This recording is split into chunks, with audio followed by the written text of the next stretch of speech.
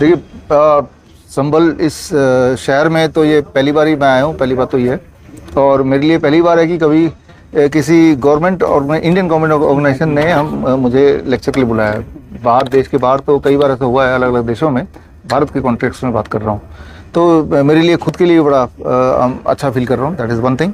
और अगर आप देखें, आज 29 सितंबर है, कल भगत सिंह जयंती था और 2 तारीख को महात्मा गांधी जयंती है, लाल बहादुर शास्त्री जयंती भी उसी दिन है। तो 2 तारीख से पहले ये जो 3 दिन है, भगत सिंह जयंती के बाद से लेके महात्मा गांधी जयंती के बाद से पहले, ये 3 दिन है बीच के। ये 3 दिन काफ़ी हैं किसी भी इंसान के लिए अपनी डायबिटीज़, बीपी को ठीक करने के लिए। 3 दिन उसको सिर्फ इतना ही करना होगा। जो संदेश मैंने दिया उसका ब्रीफ मैं एक बार बोल रहा हूँ, 1 ही मिनट लगेगा। टाइम एज मेडिसिन, कि रात का जो आखिरी खाना है वो सूरज ढलने से पहले 6 बजे से पहले कर लो, फिर कुछ मत करो। ये तो हुई पहली बात। इससे बहुत सारी बीमारियां ठीक हो जाती हैं, सर्केडियन क्लॉक जैसे बोलते हैं।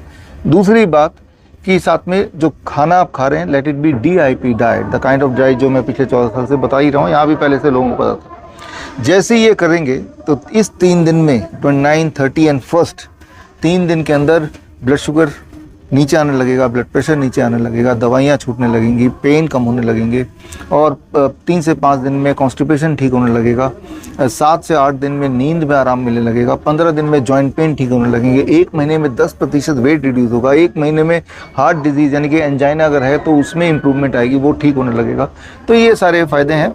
तो इस महोत्सव में अगर लोग अपने हेल्थ को ठीक कर लेते हैं तो मुझे लगता है इससे बड़ी बात कोई हो नहीं सकती, क्योंकि दुनिया में सबसे दुखदाई बात है बीमार रहते हुए ज़िंदा रहने की कोशिश में लगे रहना, राइट। तो कम से कम अगर हम हेल्थ ही ठीक कर लें, जो कि मुझे लगता है कि only then you can enjoy the life. तो आपके माध्यम से भी, मीडिया के माध्यम से सभी तक ये मैसेज पहुंचाना चाहता हूं कि 3 दिन के लिए आप कसम खा लो कि DIP diet plus time as medicine, don't eat anything after 6 PM करके देखें, and be ready for the surprise कि किस तरह से आपका बॉडी एक डॉक्टर की तरह, self you become your own healer, you become your own doctor. आपका बॉडी खुद ही कैसे अपने आप को ठीक करने लगता है। तो ये क्लियर मैसेज है, और इसी मैसेज को इलॉबरेटली हमने अपने पार्टिसिपेंट्स से दिया। और मैं उम्मीद करता हूँ कि इस 3 दिन के बाद जो मीडिया यहाँ पे है, पहली बात तो आप भी ऐसा कीजिए अगर आप में कोई बॉडी में किसी तरह की कोई अगर जो दवाइयाँ ले रहे हैं तो, और मुझे लगता है कि इसका फ़ायदा लोगों तक होगा। तो बस सर, एक सवाल आपसे है ये कि जैसे जो बीमारियां हैं लोगों को, जैसे आपने टिप्स बताए हैं, उपाय बताए हैं, तो ये बढ़ती किस लिए, ऐसा भी टिप्स बताएं जिससे बचाव हो सके। जैसे प्रिवेंशन, देखिए बीमारी से प्रिवेंशन के लिए वही करना पड़ेगा जो क्योर के लिए।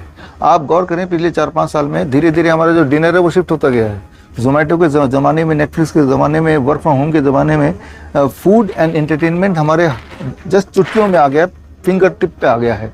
रात को 12 बजे भूख लगी तो फटाक से अपने ऐप में फूड ऑर्डर कर दिया, तो दिन और रात का जो एक डिफरेंस था वो ख़त्म हो गया। जितना आपका डिनर शिफ्ट होने लगेगा, जो लोग मुझे सुन रहे हैं, अगर आपका डिनर शिफ्ट हो रहा है बियॉन्ड 8 PM, तो मैं बिना आपको देखे बोल सकता हूँ कि आप बीमार इंसान हैं, आप बड़े अपनी बॉडी से परेशान होंगे, राइट। तो हमारा जो सर्केडियन क्लॉक है वो कुदरत ने इस तरह से बनाया है कि सूरज ढलने के बाद नहीं खाओ, और जितना हम उसको शिफ्ट करेंगे, मान लो कोई बहुत बीमार पड़ना चाहता है या किसी को करना चाहता है, उसको एक ही चीज़ करना है कि डिनर रात के 12 बजे कर लो रोज़। कितना ही पौष्टिक खाना खाएंगे वो बॉडी में एसिमुलेट भी नहीं होगा, और वो बॉडी से बाहर भी नहीं निकलेगा, वो स्टोर होता रहेगा। जो चीज़ बॉडी से बाहर ना निकल पाए और ना ही बॉडी यूटिलाइज कर पाए, वही उसी को कहते हैं बीमारी। उसी को कहेंगे कैंसर, उसी को कहेंगे ट्यूमर, उसी को कहेंगे ब्लॉकेज, उसी को कहेंगे स्टोन। तो गौर से सोचिए, अगर कोई स्टोन को आप काटेंगे, तोड़ेंगे, उसके अंदर क्या निकलेगा? Kidney stone. आप हैरान होंगे, उसके अंदर न्यूट्रिशन निकलेगा, पोटेशियम निकलेगा, सोडियम निकलेगा, कैल्शियम निकलेगा, वो सारी चीज़ जो बॉडी को ज़रूरत तो है, लेकिन बॉडी उसे यूटिलाइज नहीं कर पा रही, बिकॉज आपने एक ऐसे टाइम पे उसको दे दिया जिस टाइम पे बॉडी उसको सिर्फ स्टोर ही करती है, ना कि उसको यूटिलाइज करती है।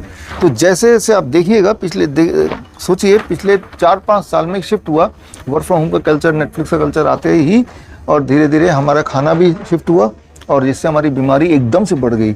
जैसे खांसी जुकाम हुआ करता था, आज के तारीख में क्रॉनिक किडनी डिजीज उतना कॉमन हो गया, कैंसर उतना कॉमन हो गया। पहले 4 साल पहले, 5 साल पहले, खासतौर पे कोरोना से पहले, कैंसर पेशेंट ढूंढने के लिए थोड़ा सा सोचना पड़ता है, क्रॉनिक किडनी डिजीज सोचना पड़ता है, लेकिन अब आप सबकी जहन में जो मुझे सुन रहे हैं, कैंसर, किडनी नेक्स्ट डोर, आपके खुद के परिवार में भी हो सकता है। तो इतना कॉमन क्यों हो रहा है? That is shift of the timing. The time is medicine. ठीक कैसे होना है? शिफ्ट को वापस ले आइए। जितने स्पीड से बीमार पड़े उसके 10 टाइम स्पीड से आपका बॉडी रिपेयर भी करता है। ये बॉडी का जादू है। अच्छा डॉक्टर साहब, आपके प्रोटोकॉल के द्वारा आपने बताया एम्स में बहुत सारे मरीजों को ठीक करते हैं, क्या इस तरह की प्रोटोकॉल आपने कभी अप्रोच किया कि गवर्नमेंट हॉस्पिटल्स में भी अगर ये अवेलेबल हो तो ज़्यादा से ज़्यादा जनता तक पहुंच पाएंगे, क्योंकि सब लोग एम्स नहीं जा सकते? नहीं, अब अप्रोच करेंगे। हमारे डीएम साहब यहाँ बैठे हैं, सर के माध्यम से ज़रूर अप्रोच करेंगे कि भाई ये जो प्रोटोकॉल है ये जहाँ तक पहुँच हो सकती है, चाहे वो गवर्नमेंट के हॉस्पिटल हो या कोई भी, मैं तो बोलता हूँ ये एजुकेशन है। वाई ओनली हॉस्पिटल, क्यों ना पहले से हम लोगों को ट्रेनिंग दे दें, जैसे आज का ये ट्रेनिंग था, ताकि कोई इंसान अपना डॉक्टर खुद ही बने। तो मुझे लगता है कि ये एक नई शुरुआत है।